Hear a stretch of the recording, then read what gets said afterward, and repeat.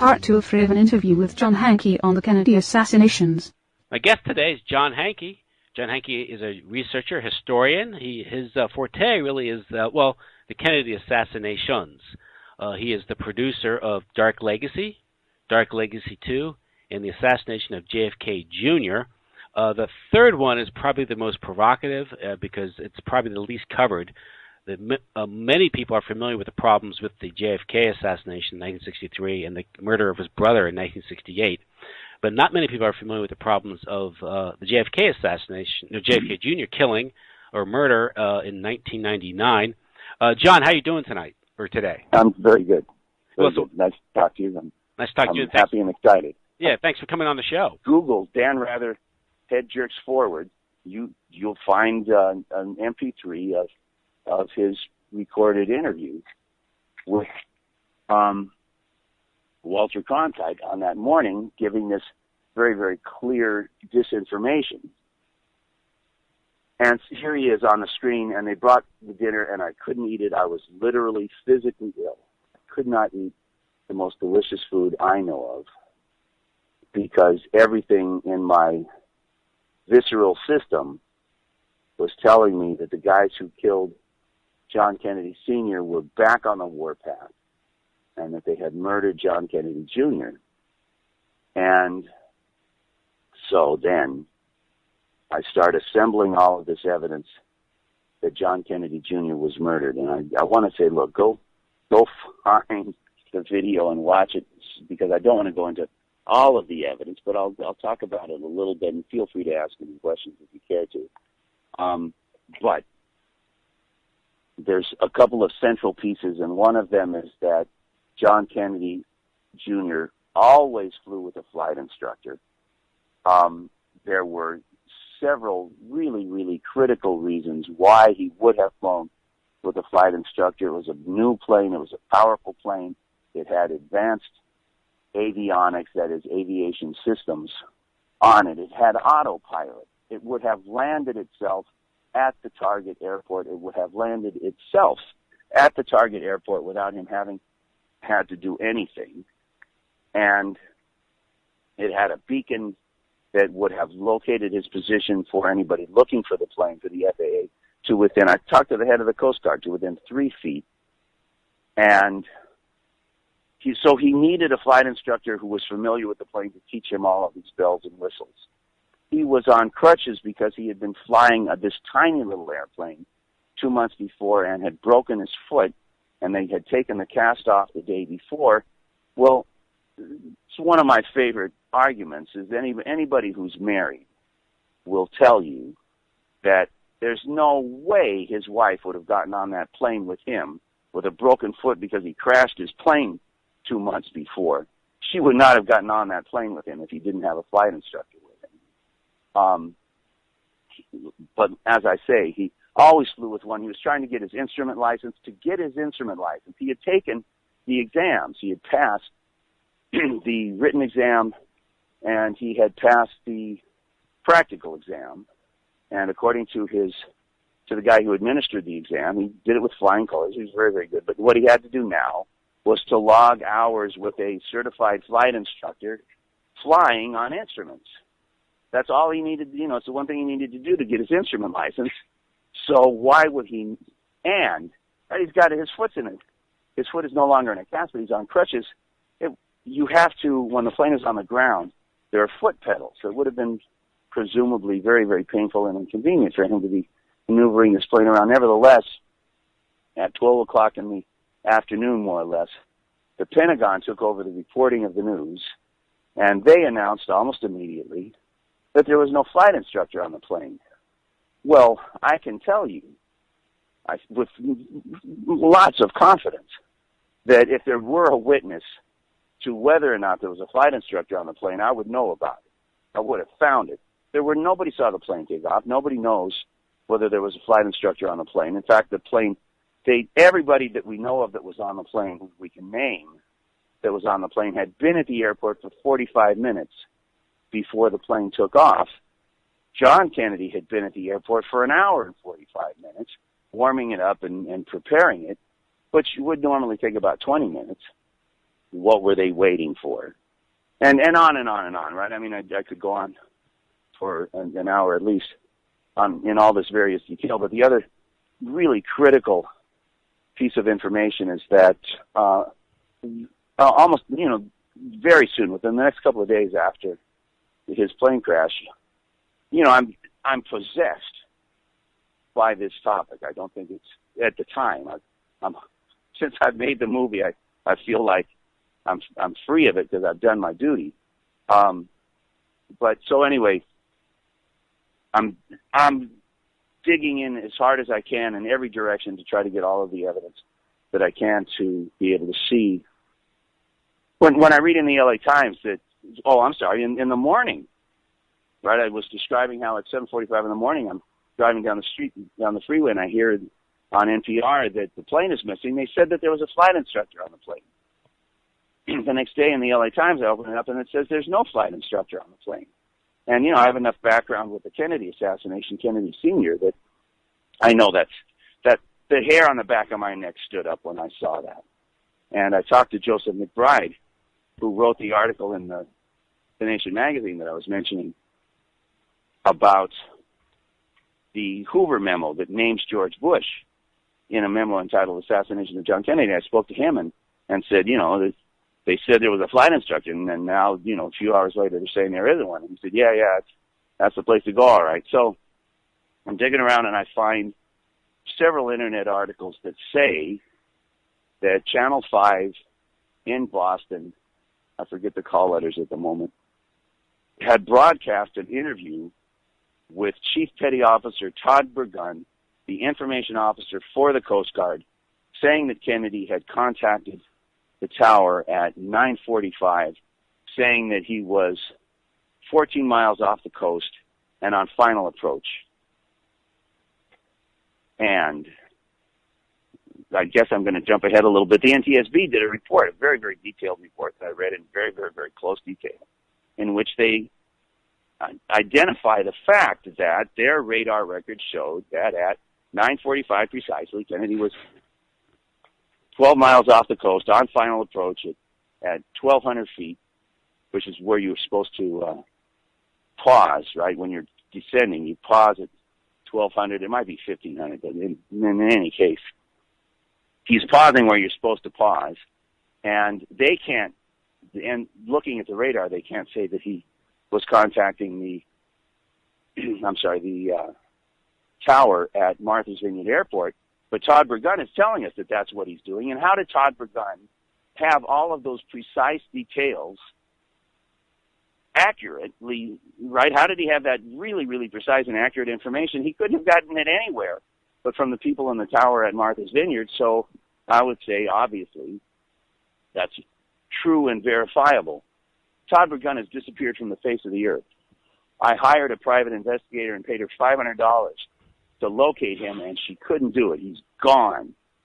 And I called Richard Larrabee, his boss, and Richard Larrabee told me that he had never heard of Todd Burgun. But he's on video as a spokesperson for the Coast Guard. Yes, who worked directly for Richard Larrabee. They would have seen each other on a daily basis. They certainly would have seen and spoken with each other any time there was any sort of an incident in which Todd Burgun had to address the media. He would have, of course, checked in with Admiral Larrabee first, and Admiral Larrabee says he'd never heard of him. And, I don't have the killer instinct to, start calling the guy names and telling him he's a liar. How do you respond to such a patent lie? And Richard Larrabee went on to become the head of the New York Port Authority. That was his next step, was to become the head of the New York Port Authority, which is... Well, that's interesting. Yes, because they were the owner of the World Trade Center. And they had their offices in the World Trade Center. And the Peter Principle. And Richard, he did not die on 9/11. Now, the importance of Todd Burgun is that it also tells us that the airport was aware of his imminent arrival, and yet there's no alarm set off when he didn't arrive. And also, It tells you. it would have told us the plane would have gone down, yet they didn't search in that immediate area, correct? One of these things I ran into next in my research is this angry article by these two Boston Globe reporters saying they didn't send search aircraft of any sort to the crash area for 15 and a half hours. That's the headline. It's not on the front page, but it was there. You know, it was in the paper. It's published. You can probably still find it today on the internet, I would expect. Anyway, if you contact the tower, and I had, you know, the guy who, I've had any number of officials explain to me, and I think that I got this explanation from the guy who signed his name to the NTSB report, and I do not implicate the NTSB in any way, shape, or form in this. They did, I think, just an outstanding and remarkable job in examining and collecting evidence and putting it together. Well, not the guy who signed his name, I don't implicate. I tried to talk to some of the people at the NTSB who were involved in this stuff, and in fact, yes, and in fact, some of the lower-ranking individuals are very much implicated. Anyway, if you contact the tower, they give you a number. They use the word discrete, which is to say unique number that you type into the transponder, the aeronautics, the electronics on your plane. No, this guy told me this. The guy who signed his name to the report told me that we were just speaking in general, that if you contact the tower, they give you, or you don't have to write, certainly not a final approach. When you contact the first air traffic control agency, they give you this number, you type it into your computer on your plane, and it starts sending out a signal that the FAA picks up, and the signal tells them who you are and where you're going and what your speed is and what your altitude is, and, you know, and it's very, very refined location for where you are. So that's one of the things. The head of the Coast Guard in California told me that if your transponder is working and you go down, they can locate you to within 3 feet instantly. And the NTSB regulations say, not NTSB, FAA regulations say that if you contact the tower on final approach and you don't land within 5 minutes, they're supposed to begin a search of the approaches to the airport, and 15 and a half hours later, they hadn't done so. Anyway, we could go on and on, obviously. But, well, the other obvious question is why the delay? And, you know. Right? Yeah. So there you go, right? And also searching in the wrong area. That's one of those showstoppers. What the hell's going on here? And I'm wrestling with that. I'm wrestling with that showstopper. And I stumbled upon, I'm reading through the NTSB report, and there's one line in it where they're describing the plane, and, you know, they're looking for a problem, right? They're examining in detail the plane, and, you know, one of the things I've learned is that if you crash, but if your electronics go out and you crash, they can tell, because if the wires are hot when you crash, they'll get burned by the oxygen in the crash, and especially the filaments in any of the light bulbs that are involved in your avionics will get burned if they're hot when they get broken. But if they're cold when they get broken, they won't get burned. And so you can look at the filament and tell whether the avionics were working or not. And all the filaments were burned. The avionics were working perfectly well. So they couldn't find anything wrong with the plane. There are people running around saying, oh, there was a bomb. There was no friggin' bomb on the plane. If there had been a bomb on the plane, one, the NTSB would have noticed it. Two, well, I'm trying to think. I didn't prepare to go into enormous detail because I wanted to say, you know, just watch the movie and it's all in there. as always, anyway, actually go out and watch the documentary. But the crash, the debris would have been scattered over miles. And once they located the plane, they pulled up almost every single piece. It very clearly, all of it went down in one place. Yes, watch the video, please, by all means. But so, I've gathered all of this information. I got this showstopper. This 15-hour delay. The Kennedys started screaming within an hour. Well, they started. Well, yeah, screaming. I don't think screaming is the wrong word. They were freaked. They were totally freaked out when he didn't show up on time. And so, the woman, the wife of his closest, in terms of friendship, relative, they were supposed to be having dinner that night, and they were supposed to stay there. And when she's an award-winning producer for ABC, so if you're an award-winning producer, you know how to make a phone call, right? You know how to find your way through the maze of the bureaucracy. And she couldn't get the FAA to get a plane in the air and start a search. And at 3 o'clock in the morning, she called the Coast Guard. Well, you don't call the Coast Guard to look for a plane unless you have given up on the FAA, because those are the guys who should be doing it, right? Those are the guys who have all of the radar records that show exactly where it went down. Why are you calling the Coast Guard? Because clearly you've given up. At 7 o'clock in the morning, 6 o'clock in the morning, Edward Kennedy called Clinton's office and woke up Podesta and made Podesta wake up Clinton, who called up the Air Force and said, God damn it, get some friggin' planes in the air. And so the Air Force put planes in the air and scattered them everywhere but in the search area. In the video, there is recorded audio interview with this guy with the Civil Air Patrol that's talking about how they had been excluded from the water. They were just supposed to stay over the island, and he saw helicopters out there. Somebody was out there, but it wasn't the Coast Guard, and it wasn't the Coast Guard, and it wasn't the Civil Air Patrol. Somebody was out there. This guy saw the helicopters. So but it's such a... There's a reason for the delay. It's such a thumb in the eye to the Kennedys. Mm-hmm. Why would they do such a provocative thing to the Kennedy family? Right? I mean, so that should be a showstopper, and so I'm wrestling with that. And I stumble on. Sorry, you were trying to say something. I'm saying that's an indication there might have been a reason for the delay, getting rid of evidence at the scene or something. What evidence? Yeah. Well, I'm saying... Well, all right. I'll give you that one. Yeah. What evidence?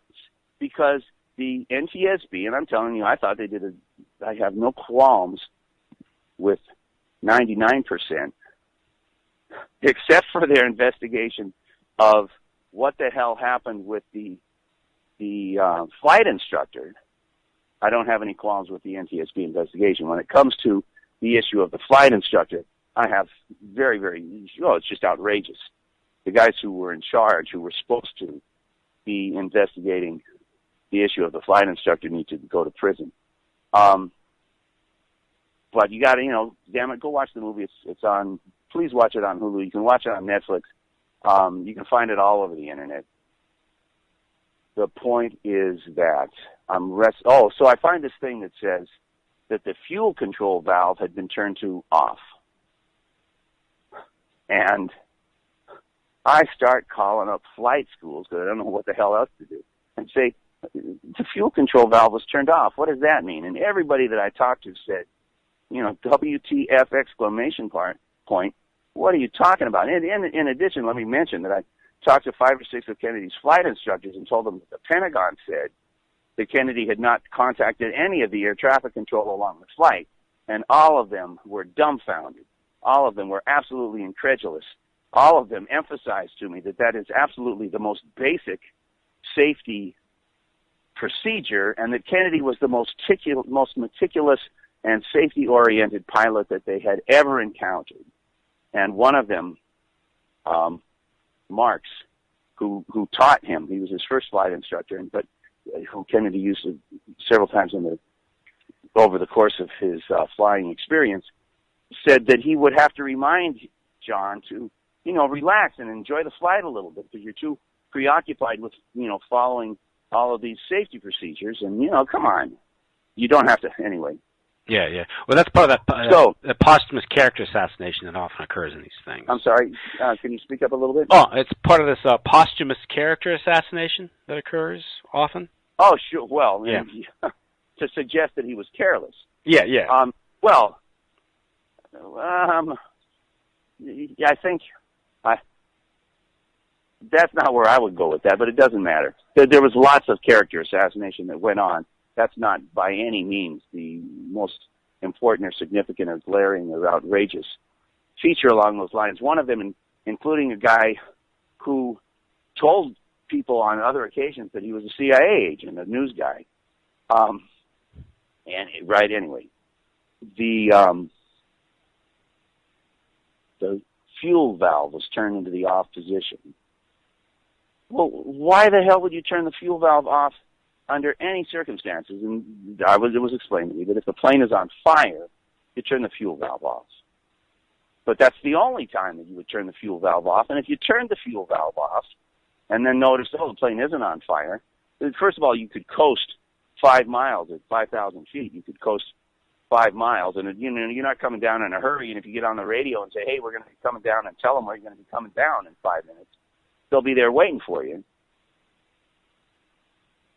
But all you got to do is turn the key and start the thing up again. There's nothing catastrophic that is caused by turning off the fuel valve. But the only reason that you would ever do that is if the plane was on fire. Anyway, I'm wrestling with that, and one of the guys I called up said, "Well, that Egyptian airliner that went down, that guy turned off the fuel valve. And he grabbed the yoke of the plane, the steering mechanism, and shoved it forward, sending the plane hurtling straight down, and 5 other co-pilots and pilots wrestled him away, and so they're struggling to recover the plane, and he turns around and turns off the fuel control valve, which shuts down the engines, which makes the plane dead weight. It's absolutely unmaneuverable if the engines aren't working." And that's the only 2 examples probably in the history of aviation. Kennedy's plane also was flying along fine, and then suddenly it plunges straight down. And the only explanation that I know of, given that there was no bomb, that if there were a bomb in the tail, that would have made the plane do that. But if there were a bomb in the tail, the wreckage would have been scattered over miles, and the NTSB would have found, burnt pieces of the burnt remnants, and they wouldn't have found a whole lot of the remnants, and they found everything, and none of it was burnt. And, that's what I was searching for something. They found Lauren Bassett, John's wife's sister's attaché case. Well, if a bomb had blown off the tail, the luggage compartment is in the tail, and her attaché case would have been blown to bits. Instead of being blown to bits, it washed up on the shore in absolutely perfect condition. You can read her name on the label. Right, it's not a scratch on it. Anyway, there wasn't a bomb on the plane, but it did what this Egyptian airliner did precisely, which makes me think that somebody on the plane pushed the plane straight down. And given that you had the Pentagon announcing that there was no flight instructor on the plane when previously, what's her name, Radziwill. In the movie, I call her Radawell because that's what the Coast Guard called her when they published the fact that she had called them at 3 o'clock in the morning. Radziwill told the Coast Guard who published it that there was a flight instructor on the plane, and she told them that because she was very familiar and knew that John always flew with a flight instructor. And so she said that, and they published it, and the Pentagon took it back at noon without a shred of evidence to support it. Right? There's all of this evidence. Right? There's a mountain of very, very solid evidence to suggest that John Kennedy would have had a flight instructor on the plane.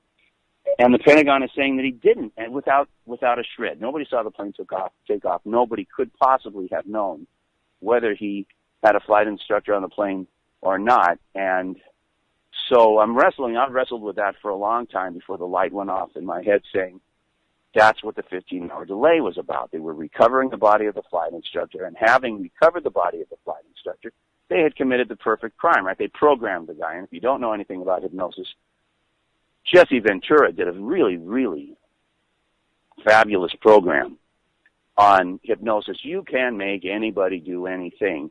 And, you know, they won't shoot their mother except that you program them and tell them when you see your mother, that's not your mother, that's an imposter who's holding your mother hostage and who's going to kill your mother if you don't pump 10 bullets into them right now. And, you know, you send them on their way, and when they see their mother, they're going to pump 10 bullets into her thinking. And when they wake up, they're not going to remember anything. And there's no special. You don't have to do anything special to achieve all of that. And it's a really extraordinary thing about the human mind. But the CIA, they didn't have to do anything. It's just, you don't have to use any special drugs. Well, you don't have to. There's nothing fancy about it. Anybody who can hypnotize a person can get them to do anything, and when the person comes to, they won't remember anything about their programming or about what it is that they did or anything else.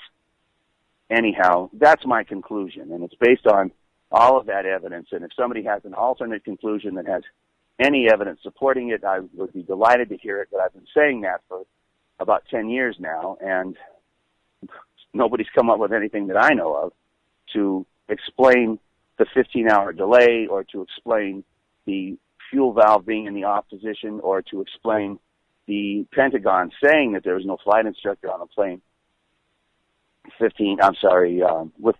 saying it at noon without a shred of evidence.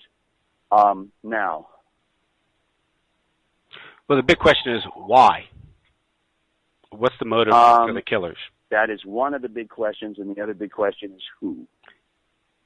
And you have a very provocative theory, which we all want to hear. I guess that's right.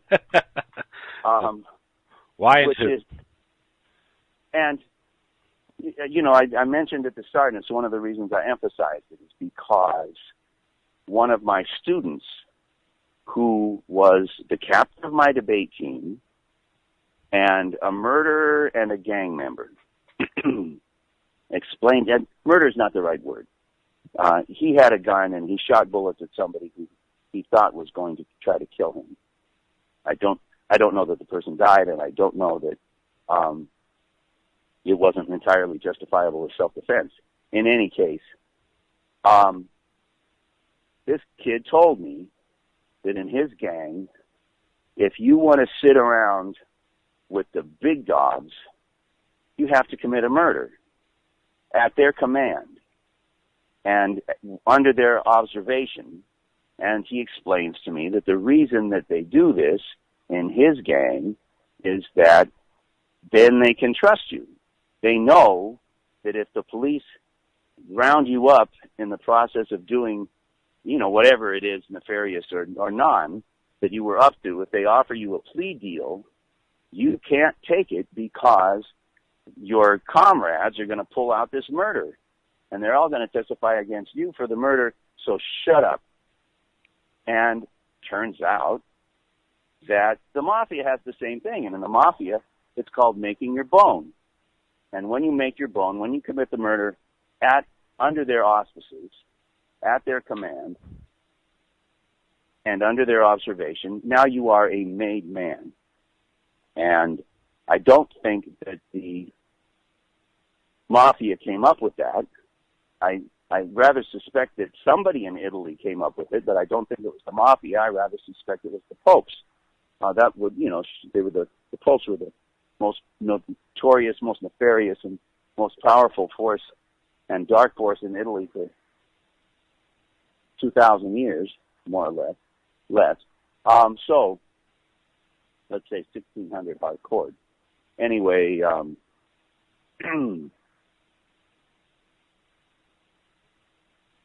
if you want to belong, if you want to sit at the table with the big boys, you have to commit a murder. Well, you know, file that for a minute. So, but I'm sitting there wrestling with this question of who.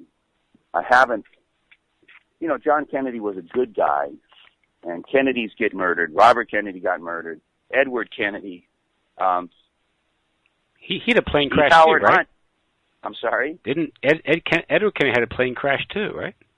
Edward Kennedy had a plane crash. It killed the pilot and broke his back. Okay? Chappaquiddick, Yeah. for my money, if anybody wants to put up some money, my money is that they roofied him and put him in the car and drove him into the creek and made sure that Mary Jo Kopechne drowned, and then dragged him out and set him on the shore and waited for him to come to. And, then then they're done. Well, E. Howard Hunt admits that he was on the scene after the fact. He doesn't admit to having been on the scene before the fact, but for my money, he was at the party. Anyway, wearing a disguise anyway, whatever. Just see Godfather Part 2, how that might work out. Well, anyhow, when they put the senator. Well, But go ahead.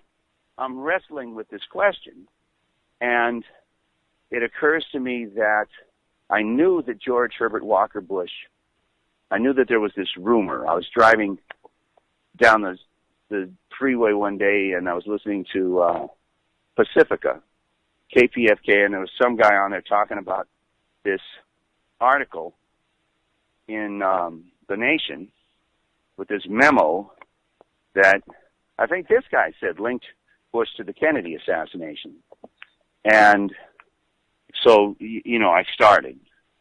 And 10 years later, I have a lot more evidence than I did when I started. And among other things. So there's this memo that I spoke of a little bit that should be a showstopper for everybody, where J. Edgar Hoover, 5 days after the assassination, signs the memo about the activities the day after the assassination, where they called George Herbert Walker Bush into FBI headquarters. Now, if it had said that they had questioned him about the Kennedy assassination, we would never have seen that memo. If it had put his name in the first paragraph, we would never have seen that memo. But it buried his name among others. And, geez, I'm wondering, it's not a very good copy. It clearly says Mr. Well, it doesn't clearly, right? You can tell if you look hard. You can see that it says Mr. George Bush if you look hard, but if you don't look hard, you could miss it. And if you're going through 10 million documents trying to eliminate anything that gives anybody a clue as to who the killers are, you would pass on this one and say, oh, yeah, no, that's fine, right? It exonerates the anti-Castro Cubans, right? It pretends to, right? It pretends to exonerate the anti-Castro Cubans. Well, I'm telling you, all of the not all, 5 important members of the anti-Castro Cuban terrorist team admit that they were in Dallas, admit that they were armed, admit that they know lots more than they're telling, and brag that the FBI called them in for questioning. So for Hoover in this memo to pretend that they investigated the CIA's Cubans and found them to be brokenhearted that Kennedy was dead, that's clearly a lie. Why is the lie in there? Is it because Hoover's just a liar? No, I would argue that it's in there in order to make sure that we got the memo. I think that, oh man, in the movie JFK 2, Dark Legacy, it deals rather briefly with the fact that Prescott Bush, who I think was probably the mastermind of the assassination, and I shouldn't say that probably without backing it up considerably, but there's evidence. How deep do I want to go on this?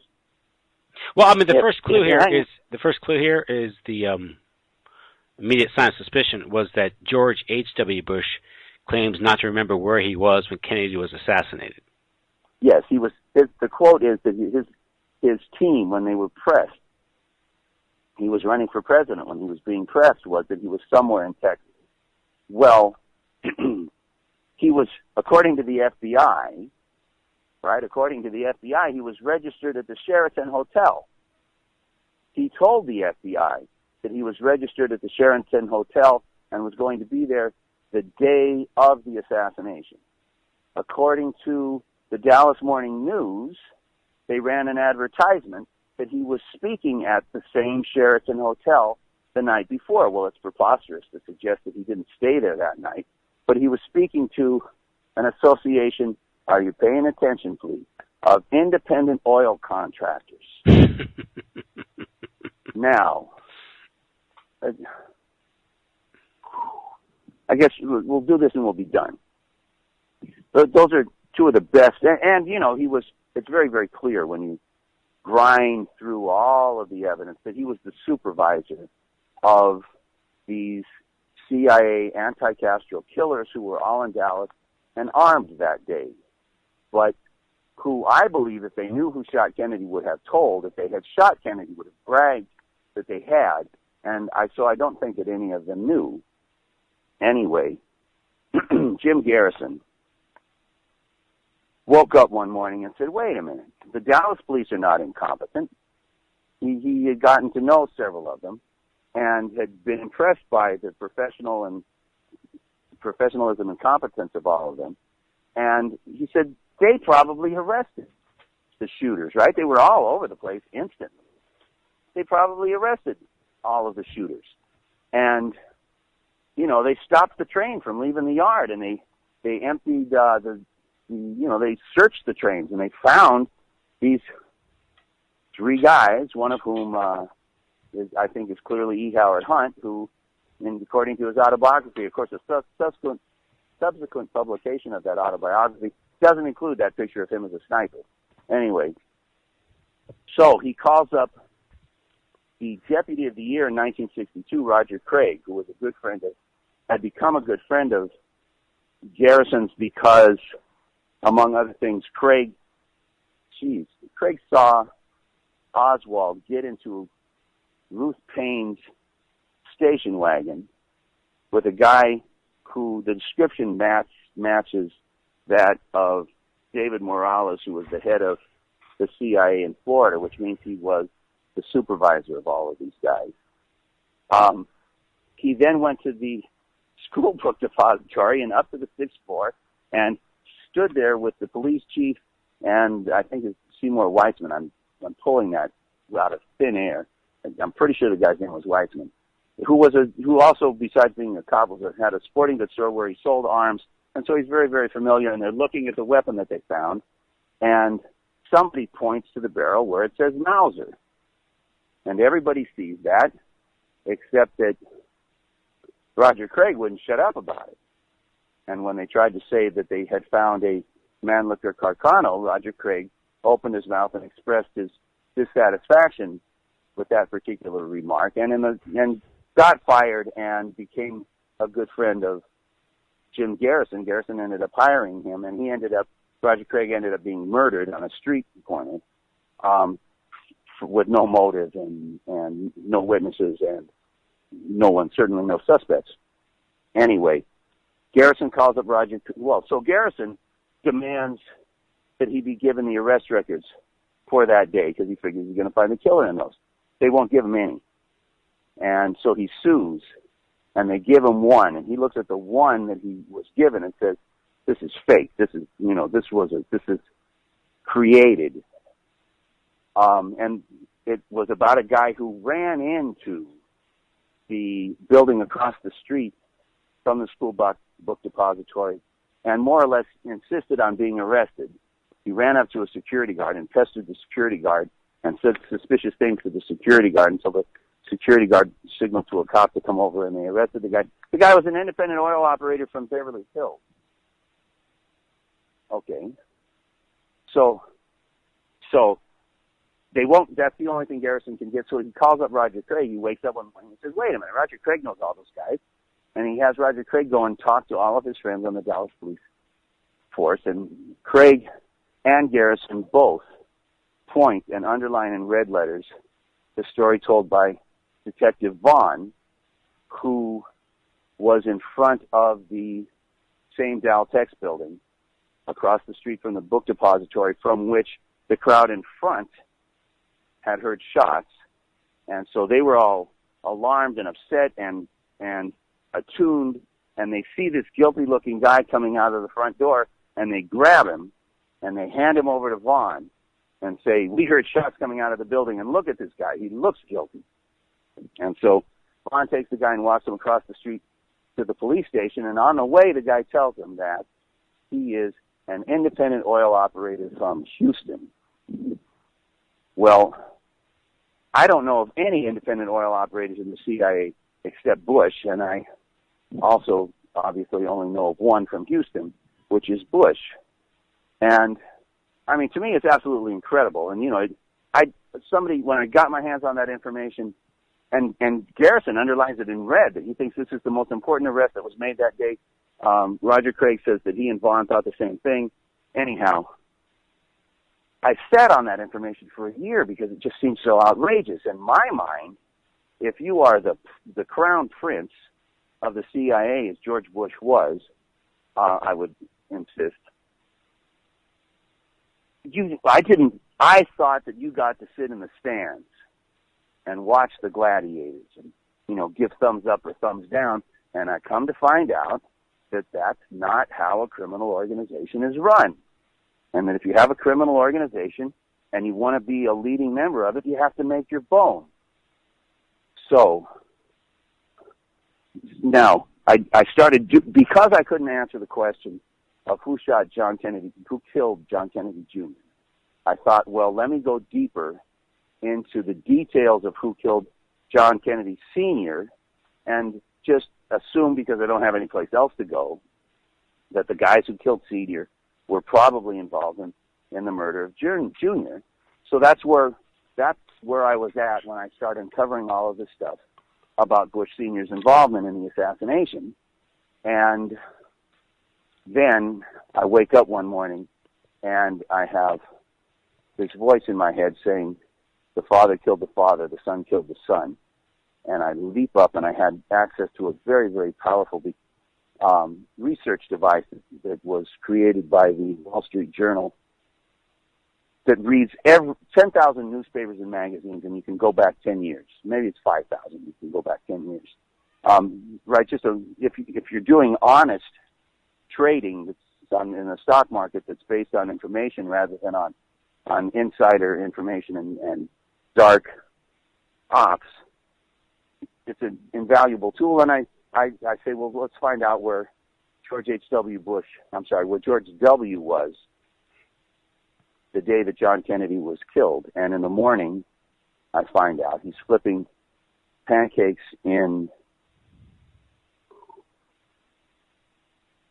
Iowa. Isn't it Iowa? The first caucuses. Mm-hmm. It's where we are now, except go back to July. New Hampshire is 4 months away. He's behind in New Hampshire. And the news people, Al Gore immediately announced that he was canceling his campaign activities for the weekend at least. And the news people got all provoked, and the editors said, hey, George W. is the son of a president. John Jr. was the only living son of a president. Let's see what the son of one president has to say about the death of the son of another president. So they got their angle on the story when they run to the Bush campaign headquarters and grab Karen Hughes and say, we want to talk to W. We want to talk to W. And she says, humana, he's not here. And they say, where is he? And she says, I don't know. And they say, well, when's he going to be back? And she says, I don't know. And, I'm sorry, this guy's running for president. He's behind in New Hampshire. McCain was ahead. Right? He's ahead in the polls. McCain ended up winning New Hampshire. And Bush is off doing something somewhere that nobody knows anything about. So, let's jump back a bit. George H.W. was not a politician the day before the Kennedy assassination. The day after the Kennedy assassination, he started running for Senate, and he lost. And he ran for Senate again, and he lost. And so they created a district for him that was all Republican, and they named him as the Republican nominee, and he got elected. He finally won an election.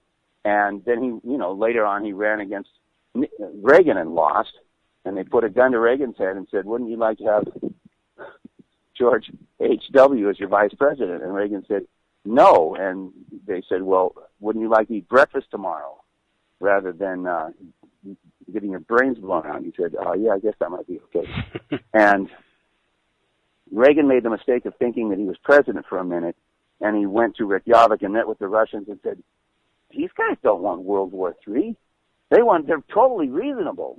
Every time I come up with a suggestion and push them to the hilt, and they say, yeah, sure, of course, let's do that. And we can make peace with these guys. And he comes back saying that, and a couple of days later he gets shot, and that was it. And he retired at that point.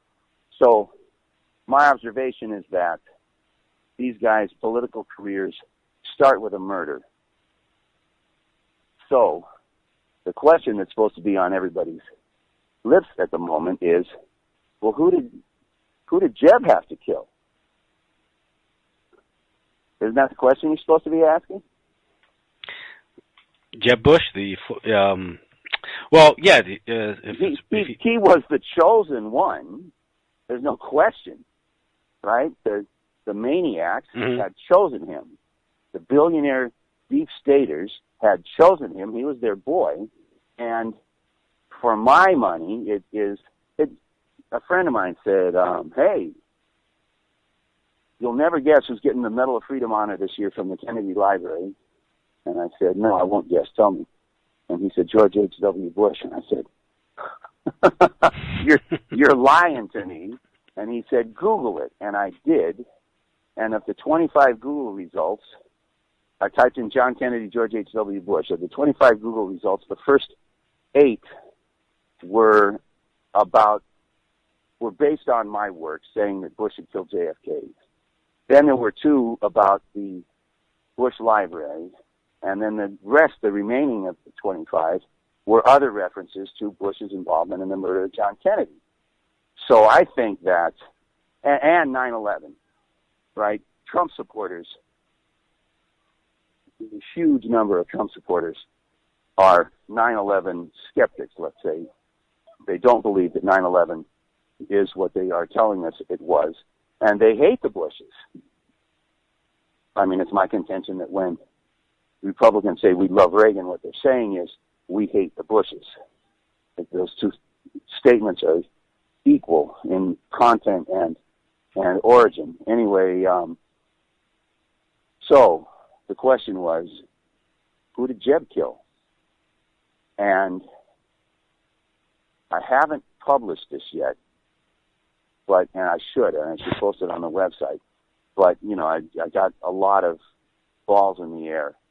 The shooting in Charleston, I'm an anti-conspiracy person, generally speaking. That is to say, I'm offended.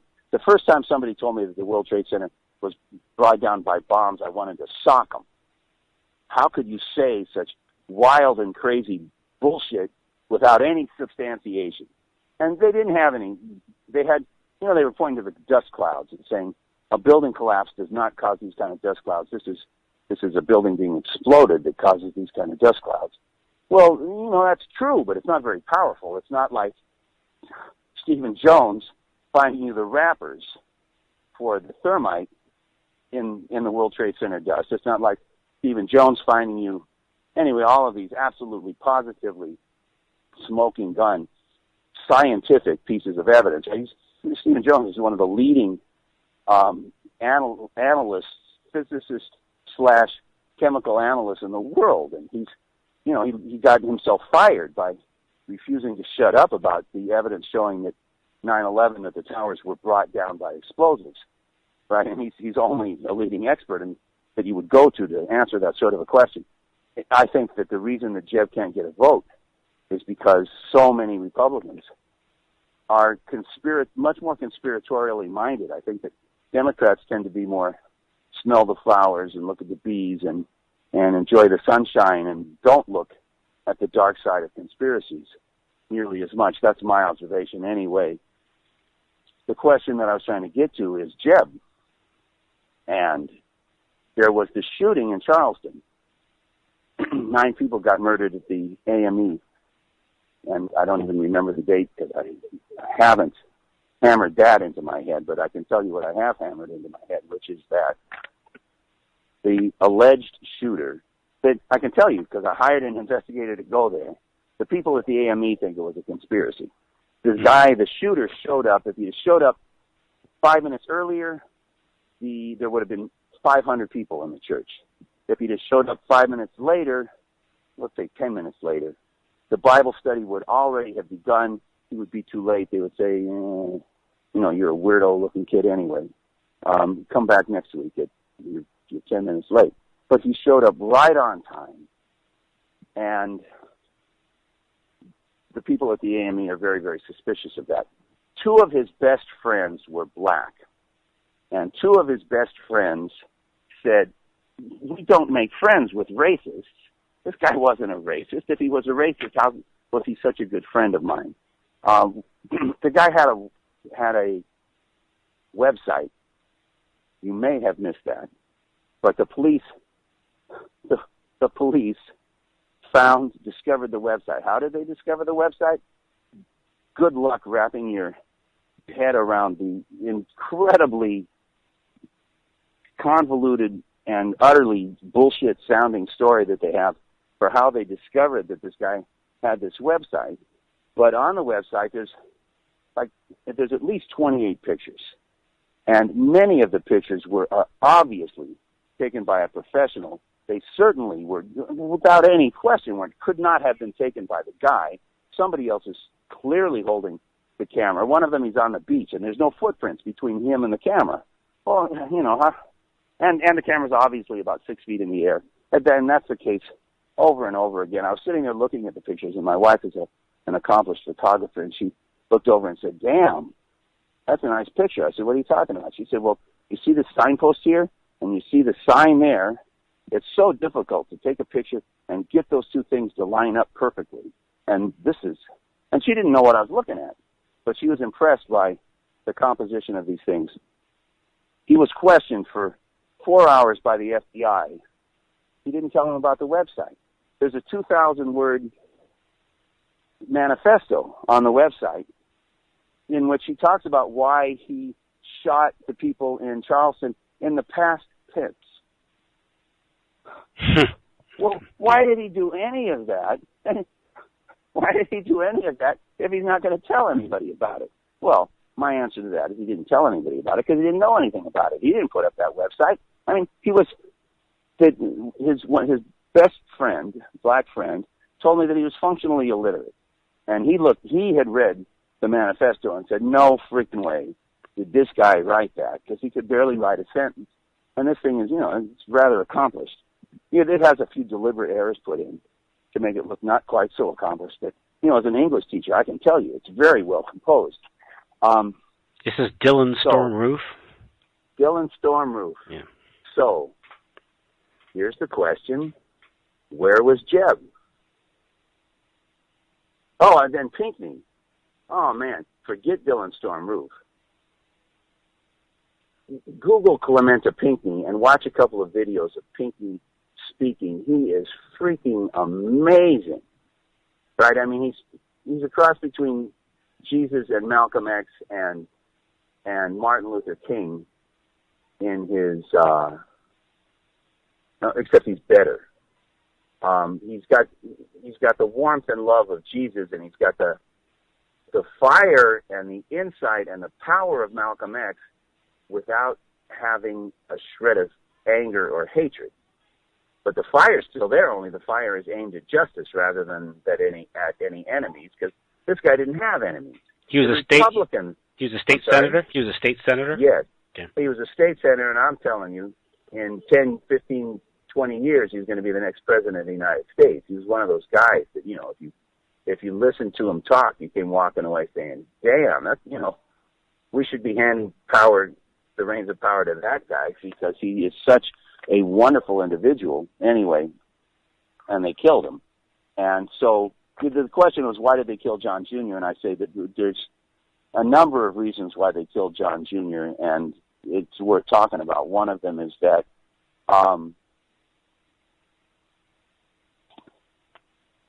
you know, John Jr. published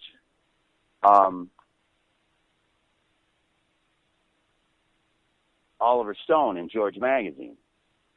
John Jr. published Oliver Stone and George magazine in an article in which Oliver Stone, in a sentence, throws off that, of course, John Kennedy was killed by his members of his own government. Oh, wait a minute. If you're a Kennedy, you don't get to say stuff like that. You will not find an example of any other member of the Kennedy family saying stuff like that, but he did. He's not trustworthy.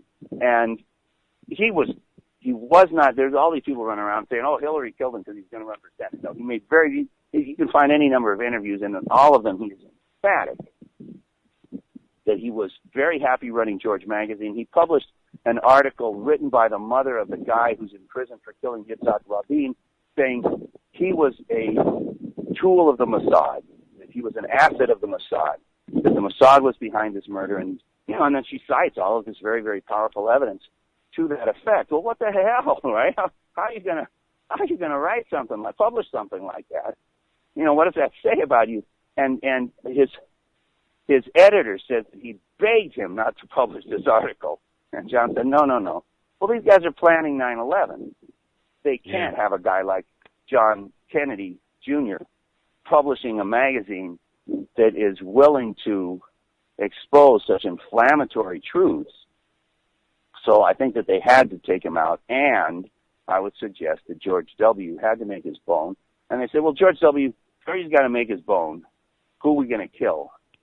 And, some senior statesman of the dark side, of the deep state with a poetic bent, said, well, if the father killed the father, let's have the son kill the son. That makes sense. Anyway.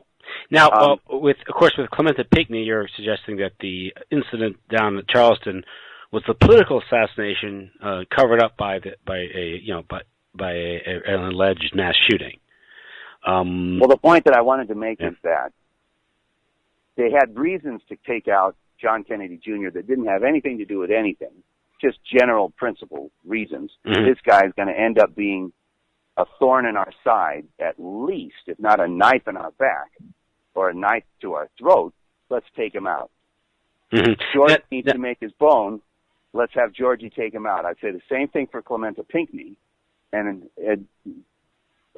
let me get to the punchline because it's short. Yeah. So I started looking for where Jeb was. Jeb was 2 blocks away.